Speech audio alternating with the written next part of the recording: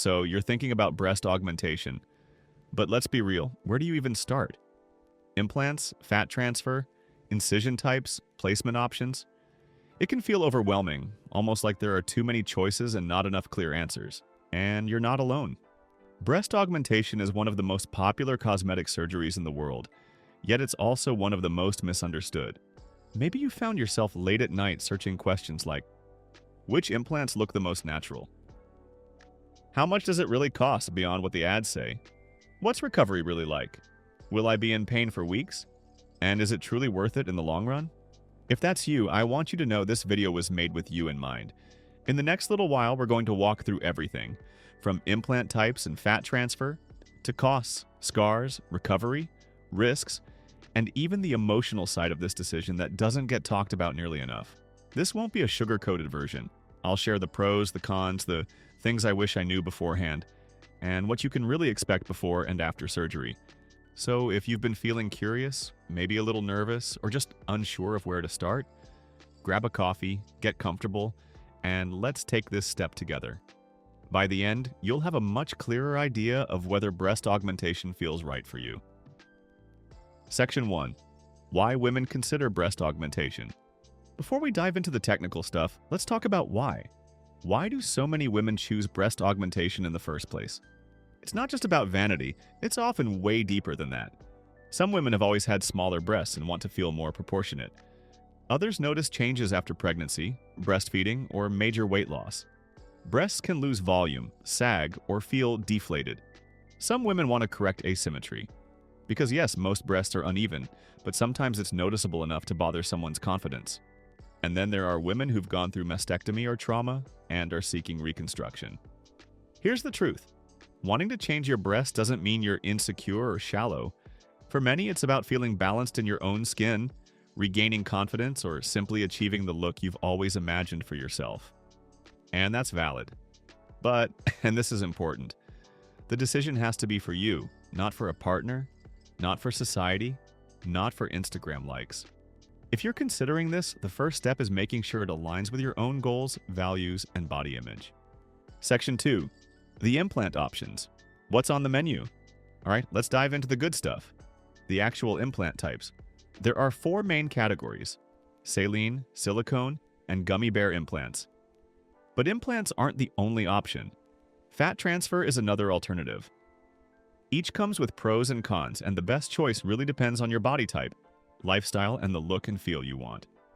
Saline implants. These are silicone shells filled with sterile salt water.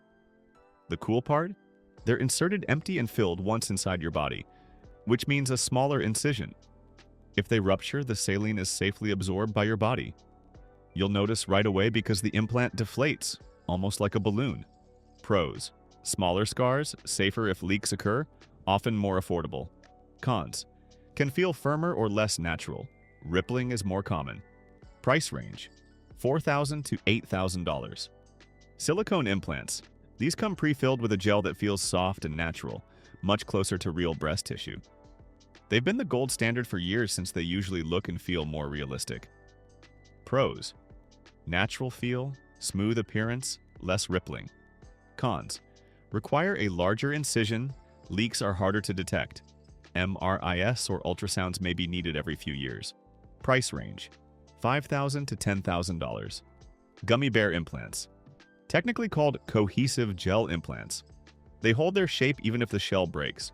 Cut one in half, and the inside still looks like gummy candy.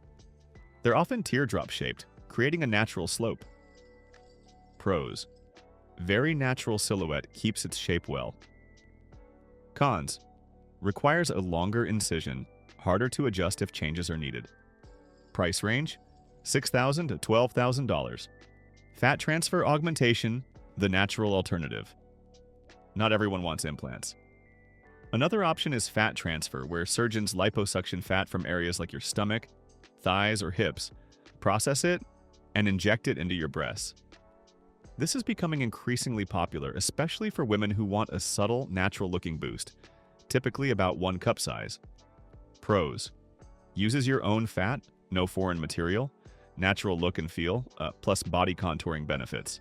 Cons: results are more modest, some fat doesn't survive, Multiple sessions may be needed, and it can be more costly for smaller gains. Price range: $7,000 to $15,000. Varies depending on how much fat is transferred. Section 3. Placement options. Where do they go? Next big decision: where does the implant actually sit in your chest? There are three main approaches. Subglandular, above the muscle. The implant sits right behind your breast tissue but in front of the chest muscle.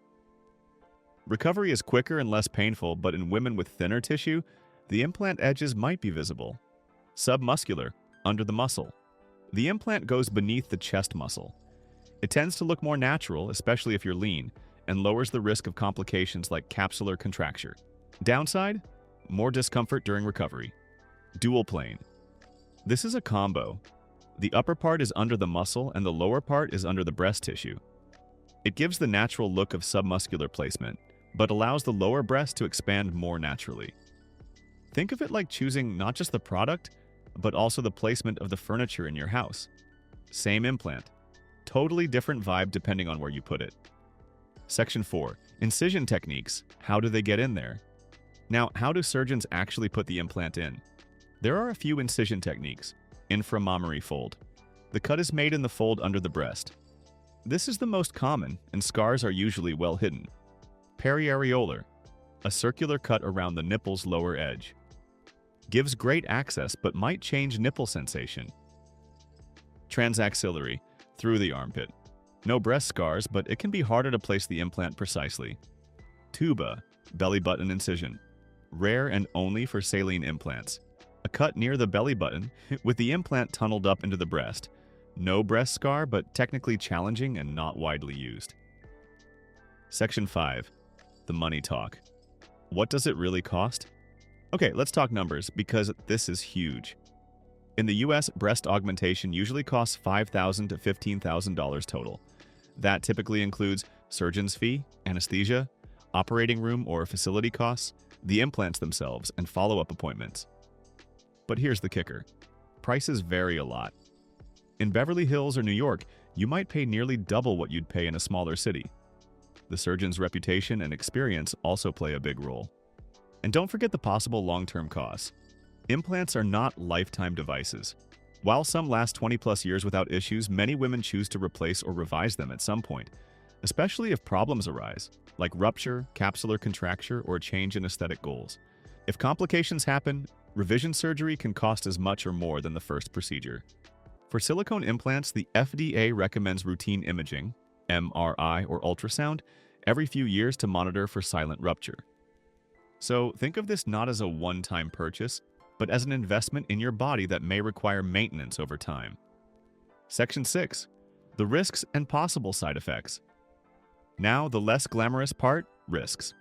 Here are the most common ones. Capsular contracture. Hard scar tissue forms around the implant, making breasts feel firm or distorted. Implant rupture or leakage. Saline is obvious, silicone not so much. Changes in sensation. Numbness or oversensitivity, especially around the nipples. Rippling or wrinkling, especially with saline, and more visible in thinner women. Scarring, usually hidden, but scars are permanent. Breast implant illness, BII. Some women report systemic symptoms like fatigue, joint pain, or brain fog. The science is still debated, but it's something to be aware of. Fat transfer risks.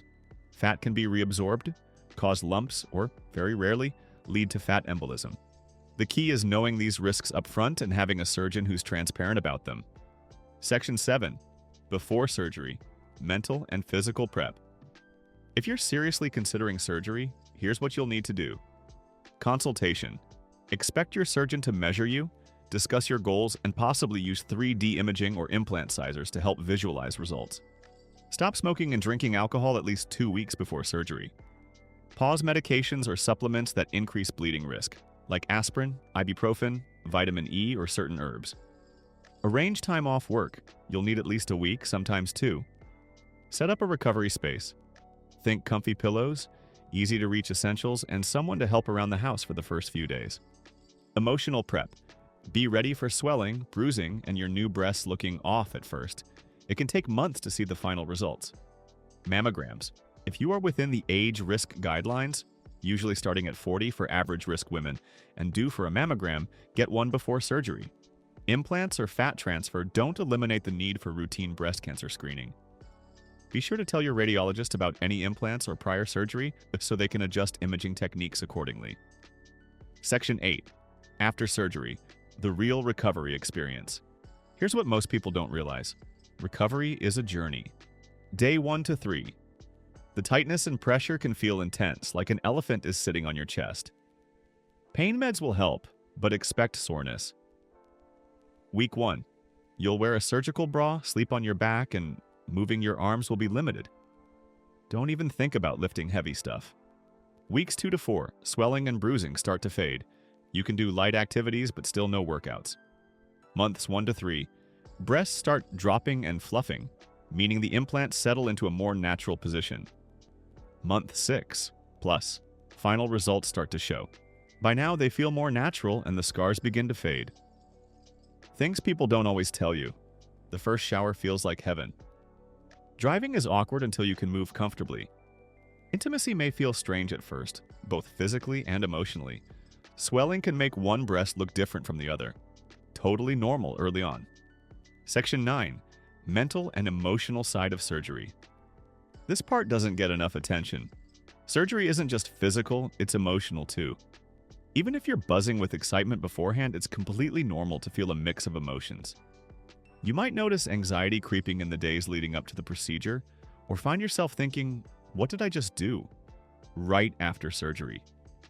Worrying about how your new breasts look and experiencing emotional ups and downs during recovery is common. Some women even experience mild post-surgery depression, influenced by anesthesia, pain medications, and the sudden lifestyle changes that come with recovery. The key is to take care of your mind just as much as your body. Surround yourself with a support system, a friend, partner, or family member who truly understands what you're going through. Give yourself grace during recovery and remind yourself that the final results take time. This journey is just as much about patience as it is about beauty. Section 10. Pros and cons, the honest breakdown. Breast surgery can transform your life, but it comes with trade-offs.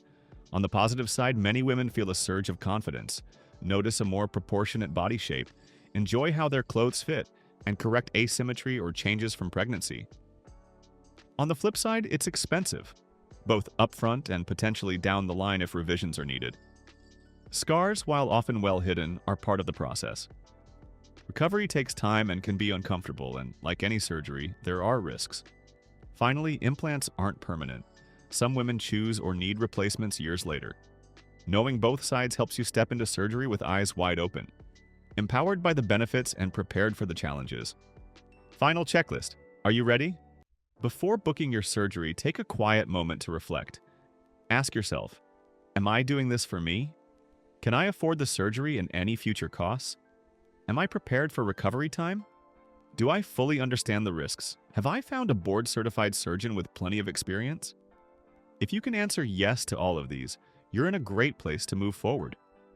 Surgery isn't just a procedure, and it's a journey.